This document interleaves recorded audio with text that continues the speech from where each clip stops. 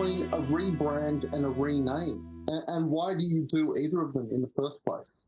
Twitter to X? Would you call it a rename or a rebrand, that particular one? I would call it a rename because a rename to me is something that is far-reaching than a rebrand. A rebrand is usually something like a refresh to the logo. So you're not changing the logo or the name of the brand, you're refreshing it, you're refreshing the overall visual identity of the brand. And you might also be tinkering with the main tagline or, benefit communication of the brand. Whereas a rename is much more drastic.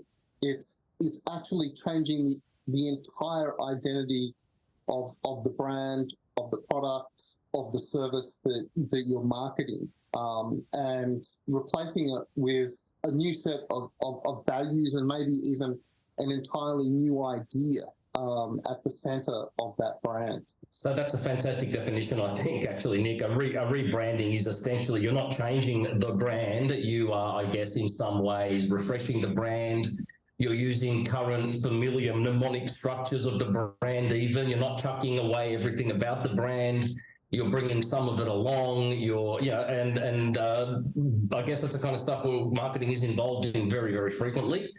Whereas to your point, Twitter to X being a renaming means that something drastic is going on. Something drastic is happening, which means the very nature of that brand or organization behind that brand is, has undergone or will be undergoing drastic change. With a brand that had, 100% awareness, etc., right? Why would you do away with something like a Twitter brand? In terms of Twitter to X, I think it's very clear that, daylight put between the past of Twitter and the future of X, in terms of its function as a media and information distribution platform, in terms of who the users are as well. Twitter became very defined by a particular political audience. The renaming was used to really define the end of something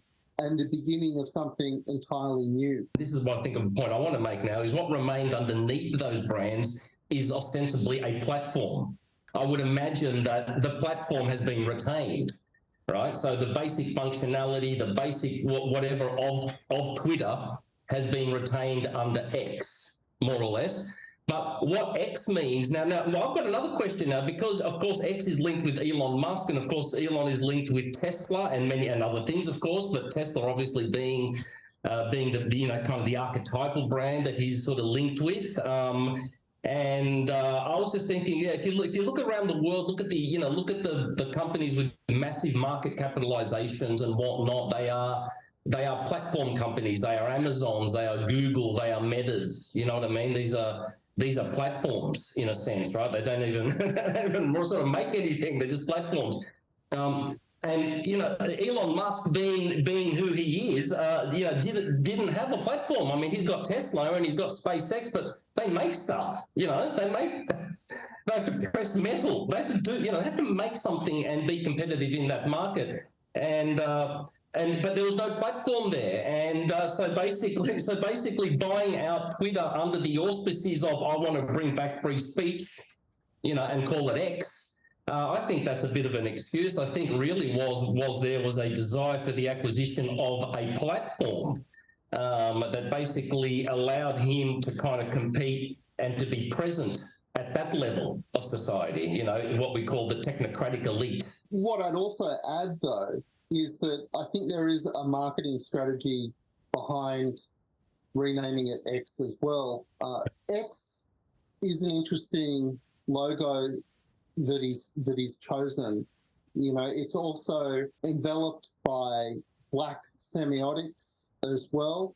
So this dark masculine X logo, for me, it's easily interpreted as relating to cancel culture. So X represents not being cancelled, if you like. And I think that Elon Musk is reading reading market trends here and seeing that there is this reaction that is occurring within marketplaces to particular ideological dispositions. And he's taking a punt here with this renaming of Twitter to X. He's taking a punt that the counterculture for many consumers, where they're railing against things like cancel culture, is actually a greater opportunity than the woke audience that represented Twitter in the past.